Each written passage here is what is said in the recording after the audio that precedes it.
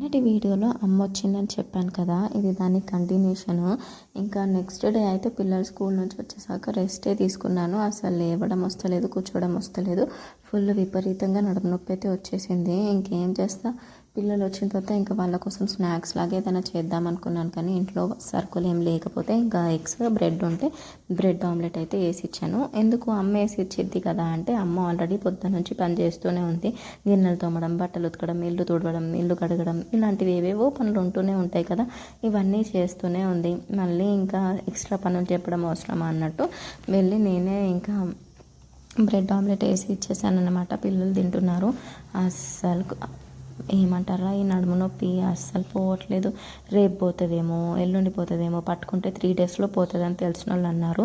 నడుము నొప్పి అస్సలు పోవట్లేదు. 3 డేస్, 4 డేస్ అయ్యాయి, 4, 5 డేస్ అయ్యాయి. ఇంక ఇలా కాదు అనుకున్నాను. ఇంకా మా వారేమో ఫస్ట్ నడుము నొప్పి స్టార్ట్ అవ్వడుతూనే డాక్టర్, ఆర్ఎంపీ డాక్టర్ ఉంటారు కదా, వాళ్ళని పిలిచి ఇంజెక్షన్ వేపిస్తా మరి అని అన్నారు. నాకేమో ఇంజెక్షన్ అంటే చచ్చేంత భయం. వద్దు, నాకు ఇంజెక్షన్ వద్దని వారం రోజులు సాగదీశాను.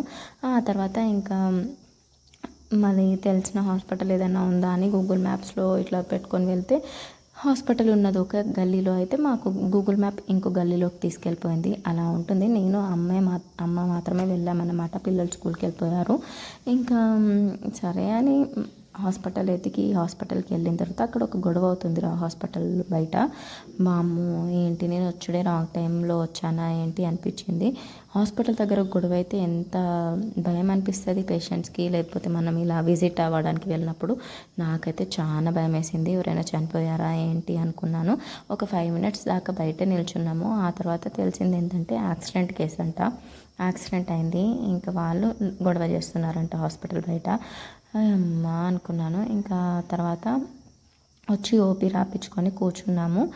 ఎక్వేరియం చూసారా, ఇలాంటి హాస్పిటల్స్లో ఎక్వేరియం ఉంటే బెటర్ కదా, ఎందుకంటే పిల్లల్ని తీసుకొచ్చిన వాళ్ళు మనల్ని విసిగించకుండా వాళ్ళు ఆడుకుంటూ ఉంటారు. మనం మంచిగా టెస్ట్లు అవన్నీ చేయించుకొని రావచ్చు కదా. అండ్ ఇక్కడైతే నేను అమ్మ వెయిటింగ్ హాల్లో కూర్చున్నాం అనమాట.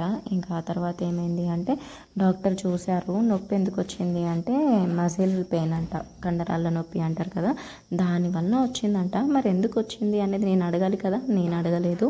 ఇంకా సైలెంట్గా మందులు రాసి అవి 10 డేస్కి రాశారు, 5 డేస్కి తెచ్చుకున్నాను. ఇంకా ఈ 5 డేస్కి మందులకే ఇంకా ఓపీ బిల్ అదంతా 2000 రూపీస్ అయింది.